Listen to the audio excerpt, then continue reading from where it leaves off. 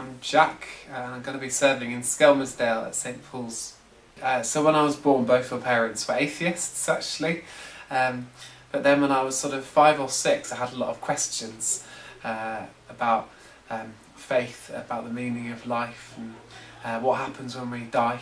And my mum realised as an atheist that she didn't actually have answers to my questions, and as a good parent, she wanted to explore the answers rather than just assuming that she was right, that there was no heaven, that there was no God, that Jesus wasn't real. So she actually went on something called the Alpha Course, and I had the opportunity to ask some of her questions, and she became a Christian through that when I was about 6 or 7, and I started going along to church with her. So I think mine and my mum's journey really began at the same time. So when did you know that you wanted to go down the route of ordination? So I think for me it was sort of a fairly longish process. I think when I went to university to study theology in Edinburgh, lots of people said to me, "Oh, you're going to go and be a vicar then," and it would really annoy me because I think, well, you can go and do lots of things studying theology. Theology's helped me for lots of different jobs. But then the first term during my time at university, I went on a weekend away with my church, which is called Destiny, exploring what God was calling us to do with our lives. I felt that God was saying, when I prayed to him about whether I was called to be a vicar, I thought, rather than just saying no to everyone's questions, I ought to sort of pray about it and ask God myself. And when I asked him that, I felt like God was sort of almost saying it was like the yellow on traffic lights, that it wasn't no, it definitely wasn't yes yet, but that the time would come. So it was sort of a waiting period.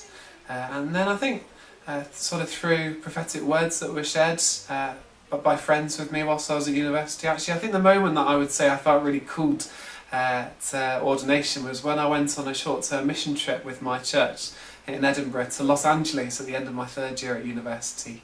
And we were working with the poor across the city of Los Angeles. So when you think of Los Angeles, you often think of the celebrities living in Beverly Hills and the Hollywood stars, but actually seeing poverty all over the city, going to Skid Row where thousands of homeless people live, and actually being on the top of this building with the Hollywood sign in the background, looking out over the need of the city, and feeling like God was saying, this thing that I was feeling called to at some point, that I felt he'd given me the gifts, or beginning to give me the gifts and skills for, that it wasn't just be put off for the much further future, but was something that I was to do now. That sense that God was calling me to use who I am to sort of serve the needs of the poor around the world. Have you got any message for anybody that might be thinking about whether ordination's for them? Have you got any advice? Any advice? I think if you feel like God's calling you to ordination, get on with it. I think for me, I'm really excited about what I'm going to be going on to do, because I feel it's about me becoming more who I'm made to be. I think when we're on an adventure or a journey with God, I think God wants to make us more into the people we've been created to be. And I think saying yes to him is part of that. So my name's Jack Shepherd.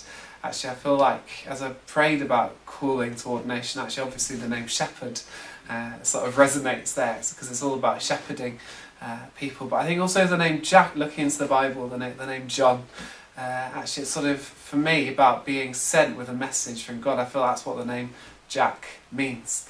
And so for me, I feel being able to go into this work is about me being more Jack Shepherd, being able to be more than me, who I've been created to be. And I'd say actually, whether that's ordination or something completely different, actually by saying yes to God and following him on the adventure, the journey that he has for your life, actually you're just going to become more fully who he's created you to be, and that's a really positive thing. What are you most looking forward to in the ministry that you're going to be doing there? So I think Skem is often seen as one of those places that people sort of move to and then try and move on as quickly as they can. I think it's sort of known for its roundabouts particularly. But I think in the short time that I've been there, I'm falling in love with it. There's so many positive things about it. Little details that I'm finding already, and it's a really good place to be able to get around as well. It's in a fantastic location. And so I think for me, I'm just really looking forward to getting to know the place more, and finding out how I can serve the people there. I think it's easy to sort of rush in with lots of your own ideas, but for me, I think I really want to take this time to learn, but both from my training incumbent and the people who are serving at the church, but also from God, what He's saying to me about the future and how He wants me to be serving in the present.